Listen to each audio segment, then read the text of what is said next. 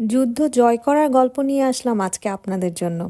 অবশেষে আমার বাসা পাল্টানোর দিন চলেই আসলো এবং তারপরে কি কি কর্মকাণ্ড ঘটলো তাই আজকে আপনাদের সাথে শেয়ার করব। আসসালামু আলাইকুম সবাইকে, সবাই নিশ্চয়ই ভালো আছেন। রাত থেকেই আমি তো সব কিছু গুছিয়ে রেখেছি, গাছগুলোকে কার্টুন করে রেখে দিয়েছিলাম। আর আমরা দুজন একদম ভোরবেলা উঠে গিয়েছিলাম। আর আমি কি মনে করে সকাল সকাল রান্না চড়িয়ে দিয়েছিলাম। আমার কাছে মনে হয়েছিল যে গিয়ে হয়তো বা খাওয়া দাওয়ার কি হবে না হবে আমি রান্না করে নিয়ে যাই, অ্যাটলিস্ট ক্ষুধা লাগলে যাতে খেতে পারি। তো রেডি হয়ে গেলাম। আর বাসা পাল্টানোর দিনে কি বলবো, খারাপ লাগা ভালো লাগা কোনো কিছুই বুঝতে পারছিলাম না, কারণ অনেক বেশি স্ট্রেসফুল একটা দিন যাবে এটা বুঝে গিয়েছিলাম।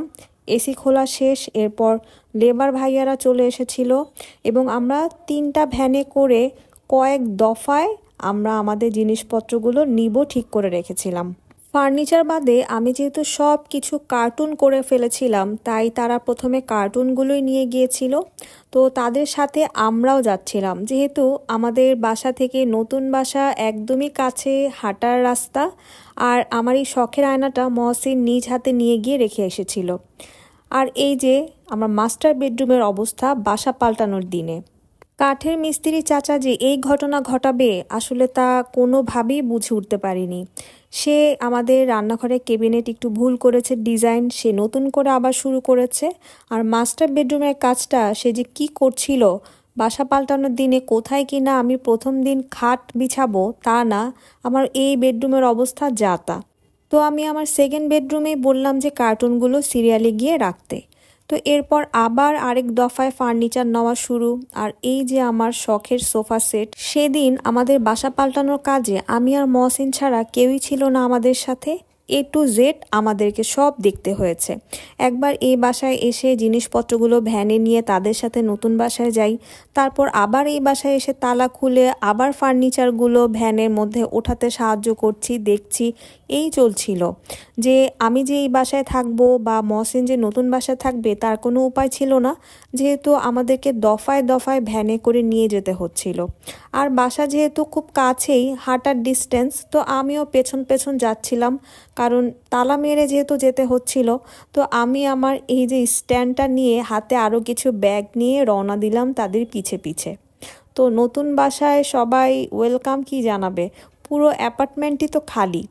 আমরা আল্লাহর নাম করে আমাদের জিনিসপত্রগুলো ভেতরে ঢোকানো শুরু করলাম।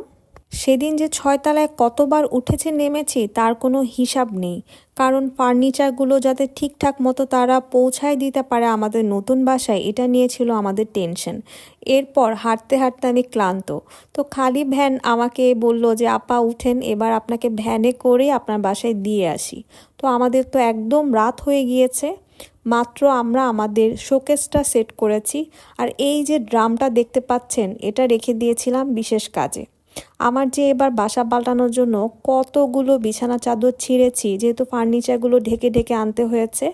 আর এই যে আমার নতুন বাসায় প্রথম সকাল, স্ট্রেসফুল একটা দিন পার করে ঘুম থেকে উঠেছি এবং ঘুম থেকে খুব সকালে উঠে যেতে হয়েছে, কারণ মিস্ত্রি চাচা চলে আসবে এবং সে তো আমাদেরকে আমাদের কিচেন ছাড়ছে না।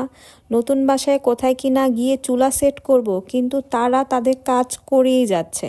তো আমাদের তো চুলা সেট তো দূরের কথা, বাসায় কোনো কিছু খাওয়ার কোনো উপায় নেই। তো আমি আমার সেকেন্ড বেডরুমে এভাবে ফ্লোরিং করে ঘুমিয়েছি। তো এরপর আমরা হোটেলে চলে গেলাম নাস্তা করার জন্য। ভাবছি যে কয়দিন এভাবে হোটেলে নাস্তা করতে হবে। একদিকে আমি এগুলো ক্লিন করছি, আরেকদিকে এসি লাগানোর প্রসেসিং শুরু হয়ে গিয়েছে। আমি আমার মাস্টার বেডরুমে কোনো কিছু সেট করতে পারছিলাম না, ইভেন কিচেনও আমি ঢুকতে পারছিলাম না। তো আমি শোকেসটা আগে গোছানো শুরু করে দিলাম। ভাবলাম যে কাজগুলো আমি একটু এগিয়ে রাখি, নয়তো আমি কয়দিন এগুলো শেষ করব। তো ক্রোকারি সব কিছু আস্তে আস্তে বের করছি এবং আমি আল্লাহর নাম করে শুরু করলাম। ফাইনালি এই যে আমার কিচেন একদম নিট অ্যান্ড ক্লিন। তারা সন্ধ্যায় আমাদেরকে কিচেন ছেড়ে দিয়েছে। অলমোস্ট ভোর পর্যন্ত ফ্লোরে লাগানো যত ধরনের রঙের দাগ আমি আর মহসিন ঘষে ঘষে উঠিয়েছি। তো সকালবেলায় এসে আমাকে চুলার মিস্ত্রি ভাইয়া চুলাটা লাগিয়ে দিয়ে গিয়েছে।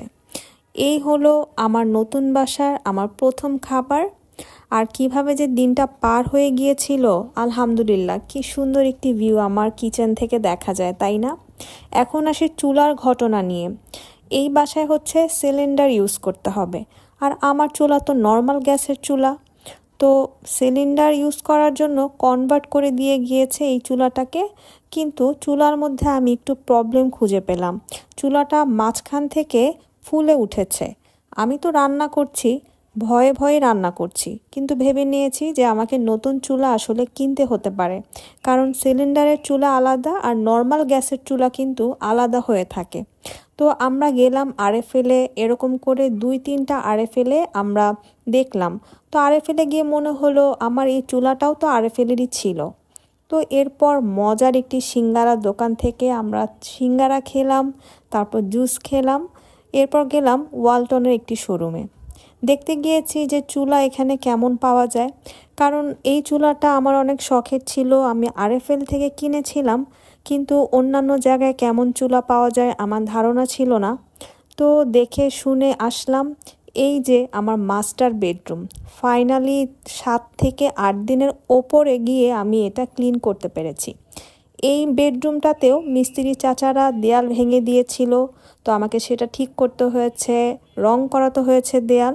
বাসার মধ্যে যত ইলেকট্রিক্যাল কাজ থাকে আমাদের একজন পার্মানেন্ট ইলেকট্রিশিয়ান ভাইয়া আছে, তাকে দিয়ে আমরা সবসময় সব কাজ করিয়ে থাকি। তো সে এসে লাইট ফ্যান সব লাগিয়ে দিচ্ছে। তো এর মধ্যে আমার সেকেন্ড বেডরুমের আমি এক সাইড ফাঁকা করেছি, ক্লিন করেছি, আর কার্টুনের এই অবস্থা একটু একটু করে খুলছি। তো এক সাইড ফাঁকা করেছি কারণ আমি এখন আমার মাস্টার বেডরুমে বেডটা সেট করতে পেরেছি, আলহামদুলিল্লাহ। মানে যেদিন বাসা পাল্টিয়েছি সেদিনই মানুষ খাট বিছিয়ে ঘুমিয়ে পড়ে, আর আমার অবস্থা এমন হয়েছে যে 10 দিন পরে গিয়ে আমি আমার বিছানায় ঘুমাতে পেরেছি, মানে মাস্টার বেডরুমে। তো এরপর আমরা চলে গেলাম মিরপুর 2-এর স্টেডিয়ামে, যেখানে ফার্নিচারের সব ধরনের কালেকশন আছে। তো আমি গিয়েছি, আসলে আপনাদেরকে লাস্ট ব্লগে দেখিয়েছিলাম যে আমার বাসার বড় একটি আলমারি ছিল, সেটা আমি আমার বড় বোনের বাসায় পাঠিয়ে দিয়েছি। তো আমি এখন 3 পার্টের আলমারি কিনবো এবং অন্যান্য কিছু ফার্নিচার কিনবো। আমরা যখন জানতে পেরেছিলাম যে আমাদেরকে বাসা চেঞ্জ করতে হবে, তখন একবার আমরা এখানে এসেছিলাম। তখন যে কত রকম আমি কালেকশন দেখতে পেয়েছি। এবার গিয়ে আমি না কোনো ভ্যারিয়েশন দেখেছি, না কোনো কালেকশন। 3 পার্টের আলমারি বলতে গেলে 3 থেকে 2টা দোকানে ছিল, তার মধ্যে আমার ঠিকমতো পছন্দ হচ্ছিল না। নিউ হোম টাচ ফার্নিচার নামের একটি দোকান থেকে নিয়ে নিলাম আলমারি। এরপর আমি ওভেন র্যাক কিনলাম। এছাড়া আমার পড়ার টেবিল দেখলে ইদানিং কেন জানি পড়ার টেবিল কিনতে ইচ্ছে করে। পড়াশোনা থেকে তো আমি অনেক দূরে, কিন্তু তারপরও কেন জানি ইচ্ছে করে, জানি না। তো এরপর আমি টিউলিপ চেয়ার কিনে নিলাম, কারণ আমার ডাইনিং টেবিলটাও কিন্তু নতুন। তো আমার ডাইনিং টেবিলের সাথে 2টা চেয়ার ছিল, এখন আমি আরেকটা নিয়েছি। এরপর আমার এত ক্ষুধা লেগেছে, আমি তো হান্ডিবাড়ির দোকানে খাবার অর্ডার দিয়ে খাওয়া শুরু করে দিয়েছি। মহসিন বলছিল তারা না জানিয়ে আমাদের আগে পৌঁছে যায়, তুমি এখন খাওয়া দাওয়া শুরু করেছো। তো ঠিক মতো টাইম মতো আমরা পৌঁছে গিয়েছিলাম। আর এই যে আমার অবস্থা, মনে হচ্ছিল আমি কার্টুন কিংডমের প্রিন্সেস। যাই হোক, এই হচ্ছে আমার পরের দিনের দুপুরের লাঞ্চ। এরপর সন্ধ্যায় ঝটপট রেডি হয়ে গেলাম, কারণ মহসিন এবার আমাকে আরএফএল থেকে চুলা কিনতে দিবে না, আমাকে নিয়ে গেল নিউ মার্কেটে। মহসিন গাজীর ওয়েবসাইটে চুলা দেখেছে। আমরা চাচ্ছিলাম যে চুলা ওয়েবসাইট থেকে না কিনে আমরা মার্কেট থেকে গিয়ে যদি দেখে শুনে কিনতে পারি তাহলে ভালোই হবে। ও মা, মার্কেটে গিয়ে দেখি এত এত ভ্যারিয়েশন চুলার, মানে আমার জানা ছিল না। ওয়েবসাইটে আমরা যে চুলাটা পছন্দ করেছি সেটা আমরা নিউ মার্কেটে পাইনি। তো এরপর আমরা মিরপুর 10-11 দিকেও খুঁজেছি। তো রাস্তায় এই চাদরগুলো দেখে বেশ ভালো লেগেছে, মনে হয়েছে এখন চুলা কেনার সময়, এখন চাদর কেনা যাবে না। তো শীতকালের সময় ভুট্টা খেতে আমার খুব ভালো লাগে। বাসায় চলে আসলাম। এরপর 2 দিনের জন্য আমি মাইগ্রেন অ্যাটাকে অসুস্থ হয়ে থাকলাম। আমার এই বাসায় না আমার আরেকটি রুম আছে, এই রুমটাকে আমি আমার ক্লোজেট রুম বানাবো। আর এটা হচ্ছে আমার সেকেন্ড বেডরুম, আপনাদেরকে এভাবেই দেখাচ্ছি। আস্তে আস্তে তো সব কিছুই আপনাদেরকে দেখাবো। ফাইনালি আমার পছন্দ করা চুলাটা, মানে মহসিনের পছন্দ করা চুলাটা আমরা বাসায় নিয়ে এসেছি। আমরা এটা পেয়েছি মিরপুর DOHS এর একটি শপিং সেন্টার থেকে, এবং সেখানে গিয়ে আমরা দেখে শুনে নিয়ে এসেছি। আর পুরনো চুলাটা আমি ক্লিন করে রাখলাম, ভেবেছি এটা আমি সেল করে দিব। যেহেতু একটা শখ পূরণ করেছি চুলার, এখন আমার আরেকটা শখের কথা বলি। আমার একজন পছন্দের ইনফ্লুয়েন্সার, তার একটি ভিডিওগ্রাফির কোর্স করছি আমি নতুন বছরে। এখন থেকে আপনাদের সাথে কিন্তু আমি নতুন বছরের সব আপডেটগুলো শেয়ার করব। আর যেহেতু বাসায় উঠে পড়েছি, আস্তে আস্তে আমি কিন্তু সব কিছুই গুছিয়ে নিয়েছি। তো আপনাদের সাথে আমি এখন থেকে নতুন বাসার নতুন বছরের সব কিছু শেয়ার করব। আবারও সবাইকে নতুন বছরের শুভেচ্ছা। Thanks for watching.